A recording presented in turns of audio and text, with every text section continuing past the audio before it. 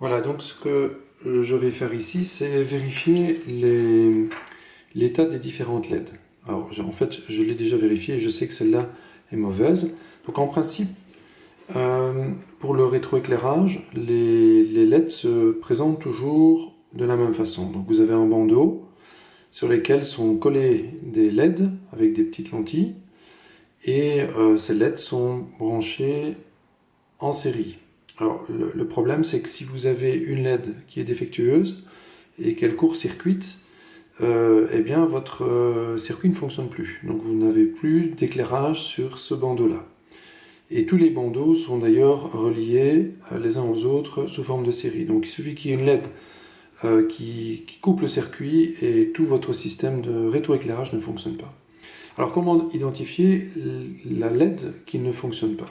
Alors, en fait, sur le bandeau, de part et d'autre du bandeau, il vous suffit de gratter une partie, je ne sais pas si on le voit ici, il suffit de gratter une partie de la peinture, et en dessous de la peinture, vous allez voir apparaître du cuivre, le câble de cuivre de part et d'autre. Donc en fait, vous faites une petite encoche, vous faites une petite ouverture pour accéder au cuivre de part et d'autre de chacune des lentilles.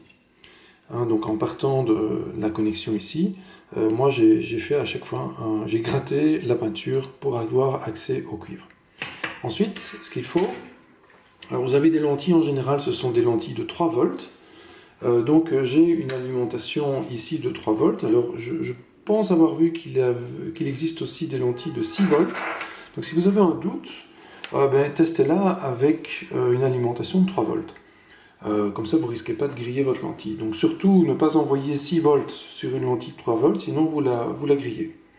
Alors je vais utiliser un multimètre ici, qui me permet de mesurer mon courant et être certain que j'ai bien 3 volts en continu et pas plus. Alors, je fais mon système, voilà. Alors, j'espère qu'on verra ça ici. On voit qu'on a bien un petit peu plus que 3 volts, 3,08. Parfait. Donc maintenant, ce que je fais, je vais mettre de part et d'autre sur les accès au cuivre de chacune des lentilles, je vais mettre le plus, alors l'alimentation 3 volts plus du côté du connecteur. Donc vous avez le connecteur qui se branche au circuit électrique de la télévision. Donc je mets le plus et je mets le moins sur la petite encoche que j'ai grattée, enfin l'accès au cuivre de l'autre côté. Donc cette première lentille fonctionne. La deuxième lentille fonctionne également. Je fais ça pour toutes les lentilles. Troisième fonctionne. Quatrième fonctionne. Alors évidemment, si vous avez un ruban défectueux, vous pourriez remplacer tout le ruban. Mais ici, ce que je vais vous montrer, c'est comment faire pour remplacer une seule lentille défectueuse. Alors ça va prendre plus de temps, bien sûr, mais bon voilà. Alors on voit qu'ici, j'ai beau positionner mes câbles d'alimentation plus moins sur les accès au cuivre, ça ne s'allume pas. Donc cette lentille est défectueuse. Celle-ci fonctionne très bien. Et la dernière également. Donc voilà. Donc j'ai bien cette lentille-ci qui est défectueuse. Donc je l'ai identifiée. Donc maintenant, ce qu'il faut faire, c'est la remplacer. Alors pour la remplacer, on va enlever, je prends un simple couteau, un petit couteau de cuisine. Voilà. Donc j'enlève la lentille. Donc on a une lentille présente ici. J'enlève, voilà, le petit adhésif blanc que je garde pour la suite. Et on a maintenant, alors je ne sais pas si vous verrez bien, on a ici la LED qui est collée sur le ruban.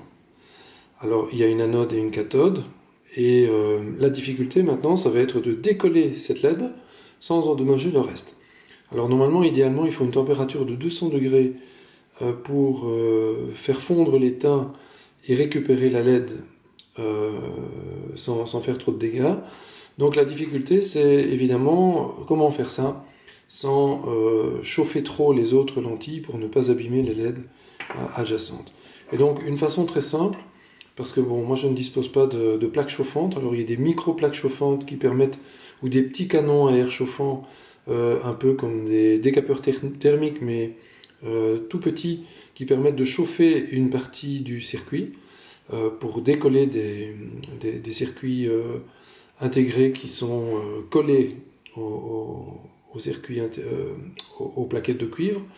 Mais évidemment, ces appareils coûtent relativement cher et juste pour enlever une LED de quelques centimes d'euros, c'est un peu bête. Donc voilà, je vais vous montrer comment le faire simplement avec une flamme et enlever ceci. Puisque la difficulté, ça va être surtout de l'enlever sans trop endommager le ruban pour pouvoir aller coller, souder la LED suivante par la suite.